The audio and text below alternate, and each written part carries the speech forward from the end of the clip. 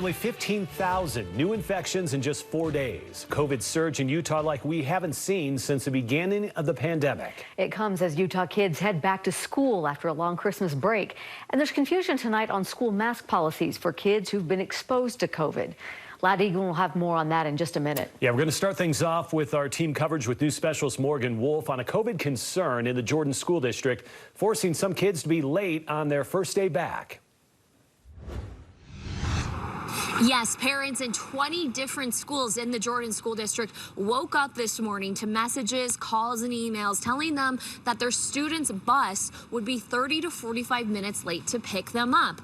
And it's really something that the district has been dealing with for years that is now being impacted even more with a surge in COVID-19 cases and illnesses after the holidays.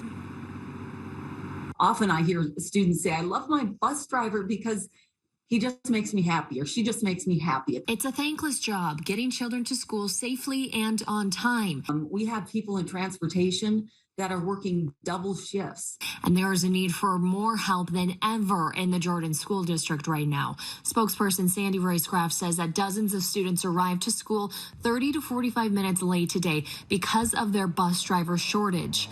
A staffing struggle felt for years, now hitting a breaking point with COVID. They just took the bus away from our neighborhood. They said, no, your kids don't qualify for the bus this year. Rachel Johnson's family felt the impact before today. Last year, the route her children were on disappeared. Luckily, her kids were doing at-home learning. But our neighbors weren't.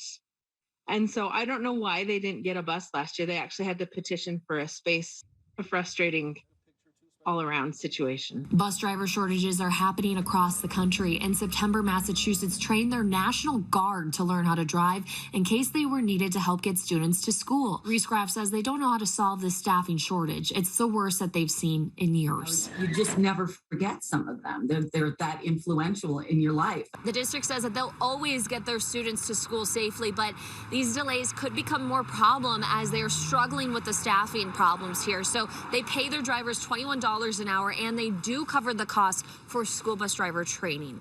I'm Morgan Wolf for KSL 5 News.